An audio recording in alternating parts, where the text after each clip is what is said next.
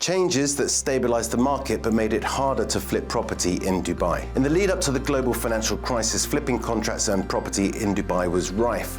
In those days, people would queue all night for a launch, secure a contract for a few $1,000s, and then walk to the end of the queue and sell it for a six-figure profit. The developer couldn't stop them, and there was no land tax for signing a contract. 100% funding was also available, and there wasn't much by way of regulation in the market, not like there is today. Flipping properties caused a bubble in 2008, and consequently a number of big changes were brought in to avoid that happening again. Those changes have stabilized the market because they made it harder to flip real estate, particularly off-plan contracts in Dubai. So what changed? Firstly, 100% financing is no longer allowed. Whereas previously, investors with no money could use 100% funding to buy property and flip it on, that's not an option anymore. As you can imagine, 100% funding pushed prices up until the market was in a huge bubble, and inevitably it burst.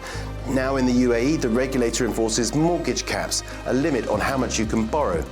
If you're a UAE national, you can borrow up to 85% for properties under 5 million dirhams, 75% for properties above 5 million dirhams, and 65% for all other properties. Expat residents can borrow up to 80% for properties under 5 million dirhams, 70% for properties over 5 million dirhams, and 60% for all other properties. And if you're a non-resident, 60% loan to value is the cap, and that will depend on the bank and the property. For off-plan properties that are under construction, regardless of who you are, the loan to value cap is 50%. You have to fund the payment plan yourself until handover, and then the bank will step in, but there's a caveat to this coming later on. Payment plans from developers have also changed, which affects flipping off-plan contracts in several ways. Developer resale restrictions. The big developers such as Emaar implemented policies prohibiting the resale of off-plan properties until buyers have paid a significant portion of the property's value, usually at least 50%. This means everyone has to have more skin in the game. Initial down payments are typically higher, and developers now require larger upfront payments, often 20 to 30%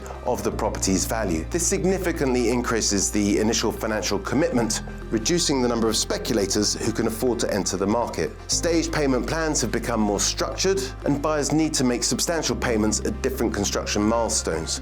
This reduces the incentive to flip quickly, as speculators need to commit to the payment schedule. With more money tied up, there's less liquidity available for speculators to engage in rapid buying and selling. Overall, these stricter payment plans have made it harder to flip properties, contributing to a better, more stable and more mature market. Another big change has been the introduction of NOCs, no objection certificates, that give developers some control over the properties they've sold. To flip a property, buyers now need an NOC from the developer, and this means they can't simply transfer contracts freely as before. Developers might not issue an NOC if the buyer hasn't paid 50% or more. This dramatically increases the capital at risk, making speculative flipping much less attractive.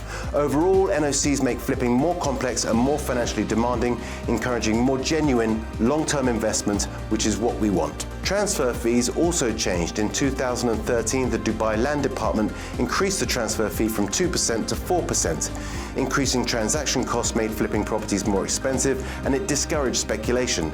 By increasing the cost of property transaction, this measure discouraged speculative buying and selling, contributing to a more stable market. This change, along with other measures like higher down payments and the NOCs, significantly curbed speculative activity and fostered a more mature market. So if you're thinking of flipping off-plan contracts in Dubai, you need to know that the game has changed. Real estate in Dubai has come a very long way, and it's not designed to deliver quick wins for speculators. It's designed to deliver big returns for the long-term investors.